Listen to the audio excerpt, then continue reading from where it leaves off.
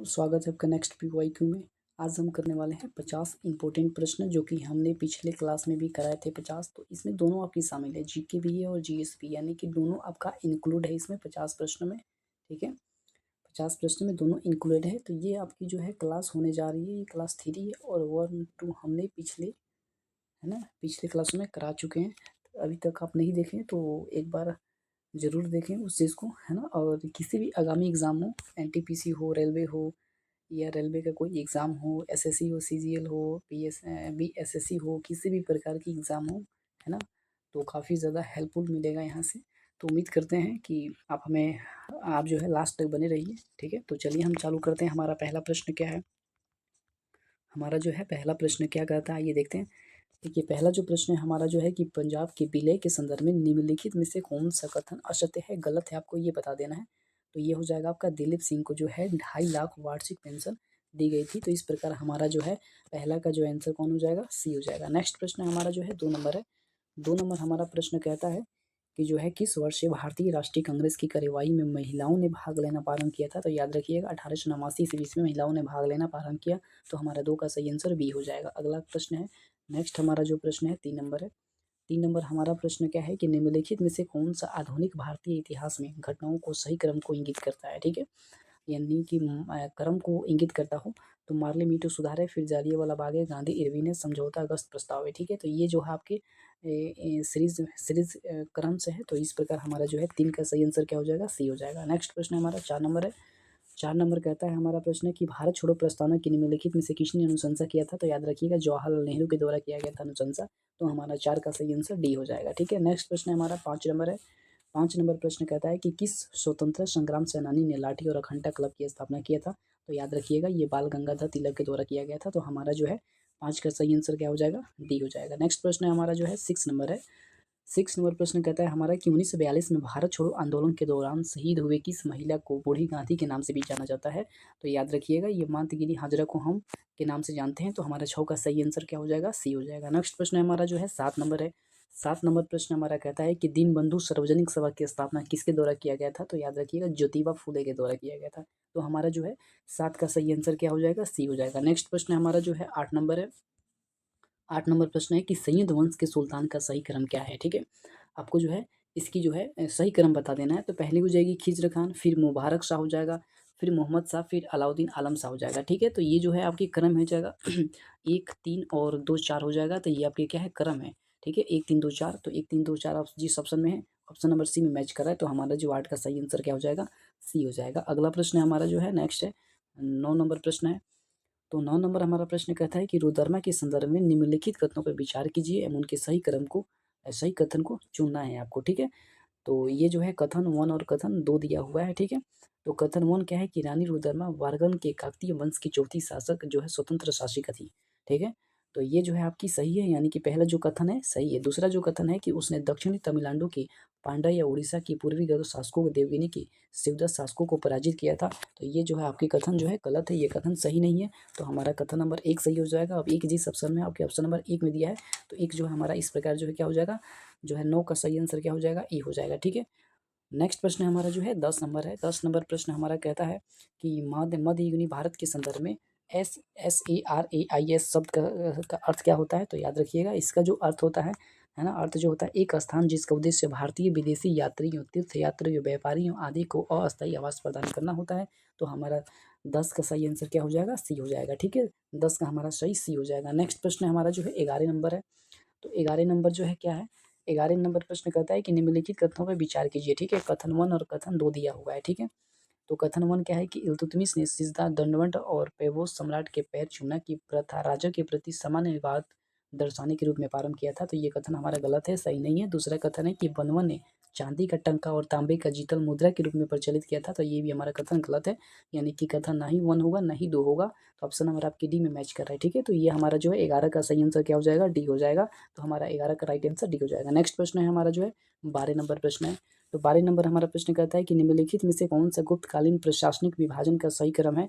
तो याद रखिएगा, है ना, इसका जो है सही क्रम क्या हो जाएगा, तो सही क्रम हो जाएगा मुक्ति, विषय, विधि और ग्राम हो जाएगा। ठीक है, तो इस प्रकार हमारा 12 का सही आंसर ये हो जाएगा। नेक्स्ट प्रश्न हमारा जो है नेक्स्ट है आपका जो है 13 नंबर प्रश्न है कि निम्नलिखित में से कौन सा मंदिर वास्तुकला की वेसर शैली का उदाहरण होता है। तो याद रखिएगा होयसलेश्वर मंदिर जो है इसकी उदाहरण है ना। तो ये हमारा जो है 13 का सही आंसर क्या हो जाएगा, ई हो जाएगा। नेक्स्ट प्रश्न हमारा जो है 14 नंबर है। 14 नंबर प्रश्न कहता है कि प्राचीन भारत के इतिहास के संदर्भ में भवभूति, हस्तिमल तथा शिमेश्वर क्यों प्रसिद्ध होता है। तो याद रखिए नाट्यकार के रूप में प्रसिद्ध है। तो हमारा 14 का सही आंसर क्या हो जाएगा, ई हो जाएगा। ठीक है, नेक्स्ट प्रश्न हमारा जो है 15 नंबर प्रश्न है। 15 नंबर प्रश्न कहता है कि भारतीय संविधान की प्रस्तावना में उल्लेखित सही क्रम क्या है। तो याद रखिएगा ये जो उल्लेखित सही क्रम हो जाएगा संपूर्ण प्रभुत्व संपन्न समाजवादी पंथ निरपेक्ष और लोकतंत्रात्मक हो जाएगा। ठीक है, तो इस प्रकार हमारा 15 का सही आंसर क्या हो जाएगा, बी हो जाएगा। नेक्स्ट प्रश्न है हमारा जो है 16 नंबर है। 16 नंबर प्रश्न क्या है, इस पर थोड़ी सी देखिएगा। 16 नंबर प्रश्न है कि पंचायती राज के संदर्भ में कौन सा कथन जो है सत्य है, यानी कि जो है सही कथन है, आपको ये बता देना है। तो याद रखिएगा पंचायती राज संस्थानों का चुनाव राज्य चुनाव आयोग की पर्यवेक्षण में होता है। ठीक है, उनके पर्यवेक्षण में होता है। तो हमारा 16 का सही आंसर सी हो जाएगा। अगला प्रश्न है हमारा जो है 17 नंबर प्रश्न है।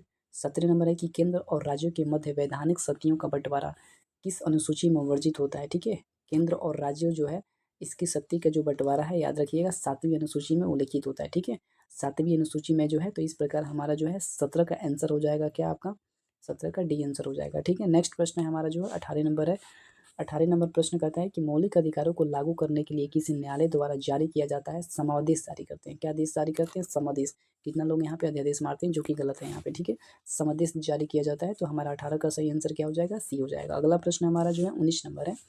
19 नंबर प्रश्न कहता है कि प्राकृतिक पर्यावरण की रक्षा किस प्रकार का संवैधानिक अधिकार है। तो याद रखिएगा ये जो होता है आपका है ना, ये प्राकृतिक पर्यावरण है। प्राकृतिक पर्यावरण की जो रक्षा होती है ये किस प्रकार की ये अधिकार होता है हमारा। तो याद रखिएगा मौलिक कर्तव्य अधिकार होता है। ठीक है, हमारा मौलिक कर्तव्य है ना, मौलिक कर्तव्य है प्राकृतिक पर्यावरण की रक्षा करना। तो इस प्रकार हमारा 19 का सही आंसर ए हो जाएगा। नेक्स्ट प्रश्न है हमारा जो है 20 नंबर प्रश्न है।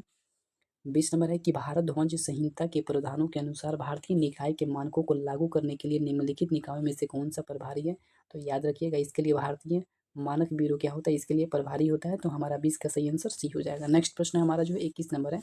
21 नंबर प्रश्न कहता है कि नीचे दिए गए 4 एवं में से कौन सा एवं सही सुमेलित नहीं है। सूची 1 दिया है और सूची 2 में दिया है। सूची 1 में अनुसंधान संस्थान है, सूची 2 में शहर है। ठीक है, तो इसमें आपको बता देना है कौन सी जो है सही नहीं है, आपको ये बता देना है। ठीक है, तो इसका हो जाएगा हिमालय वन अनुसंधान जो संस्थान है देहरादून वाला, ये गलत है आपका। ठीक है, तो इसमें सही नहीं बता देना है। तो आपका ऑप्शन नंबर बी हो जाएगा। नेक्स्ट प्रश्न है हमारा जो है 22 नंबर प्रश्न है।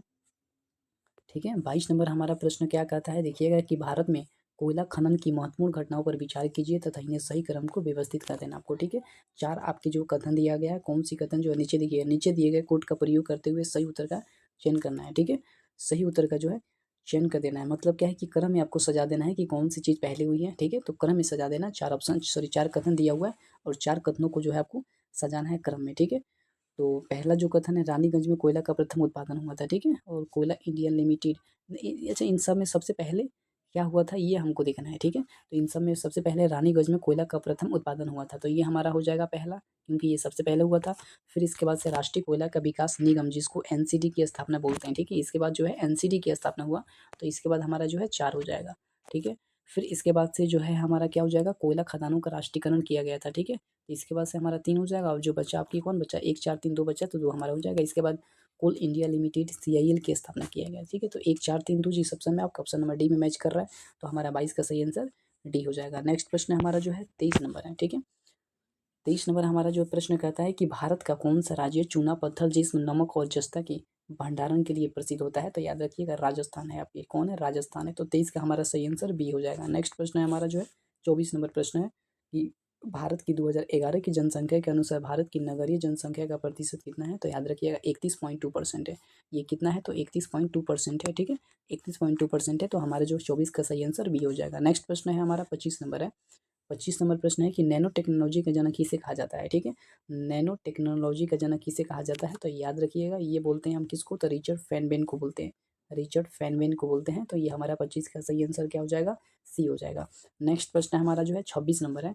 26 नंबर प्रश्न है कि निम्नलिखित में से रॉकेट किस सिद्धांत पर कार्य करता है। तो याद रखिएगा रेखीय गति के संरक्षण के नियम पे कार्य करता है। ठीक है, रेखीय गति के संरक्षण के नियम पे आधारित होता है। तो ये हमारा 26 का सही आंसर सी हो जाएगा।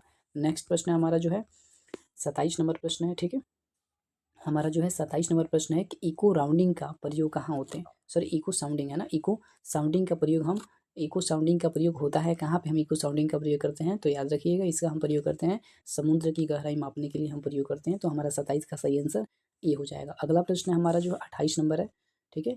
28 नंबर हमारा जो प्रश्न कहता है कि सोलर सेल निम्नलिखित में किसके बने होते हैं, तो याद रखिएगा ये जो बना होता है अर्धचालक के बने होते हैं। किसके? अर्धचालक के बनाया होता है अर्धचालक के, ठीक है। तो इस प्रकार हमारा जो है 28 का सही आंसर क्या हो जाएगा? बी हो जाएगा। नेक्स्ट प्रश्न हमारा जो है 29 नंबर है, ठीक है। 29 नंबर हमारा प्रश्न है कि 29 नंबर कहता है कि ऐसी वर्षा जिसमें सल्फ्यूरिक एसिड और नाइट्रिक एसिड के घटक शामिल होते हैं तथा इसका पीएच मान जो है 4 पॉइंट से कम होता है, तो उसे हम कहलाती है, उसे हम क्या कहते हैं? तो उसे याद रखिएगा अम्ल वर्षा बोलते हैं, उसे हम अम्ल वर्षा के नाम से जानते हैं। तो 29 का हमारा सही आंसर बी हो जाएगा। अगला प्रश्न हमारा जो है 30 नंबर है। 30 नंबर है कि जहरीली गैसों को खत्म करने के लिए उत्प्रेरक रूपांतर में निम्नलिखित में से किस धातु का उत्प्रेरक के रूप में किया जाता है, तो याद रखिएगा इसका प्रयोग हम रेहोडियम के लिए प्रयोग करते हैं। तो हमारा 30 का सही आंसर सी हो जाएगा। अगला प्रश्न हमारा 31 नंबर में, तो इसका जो है अगला प्रश्न हमारा 31 नंबर है कि सूक्ष्म पोषक जो शर्करा के परिवहन, ठीक है, सी यानी कि कैल्शियम के उपयोग और कोशिका विभाजन में महत्वपूर्ण होता है, इसके लिए होता है फास्फोरस, ठीक है। तो हमारा 31 का सही आंसर क्या हो जाएगा? ए हो जाएगा। नेक्स्ट प्रश्न हमारा है 32 नंबर है। 32 नंबर प्रश्न है कि किस खाद्य पदार्थों में सभी आवश्यक एमिनो अम्ल पाए जाते हैं, तो याद रखिएगा अंडा में जो है सभी एमिनो अम्ल पाया जाता है। तो इस प्रकार हमारा 32 का सही आंसर बी हो जाएगा। अगला प्रश्न हमारा जो है 33 नंबर है। 33 नंबर है कि निम्नलिखित युगों में से कौन सा युग सही सुमेलित नहीं है, आपको गलत को बता देना है, ठीक है।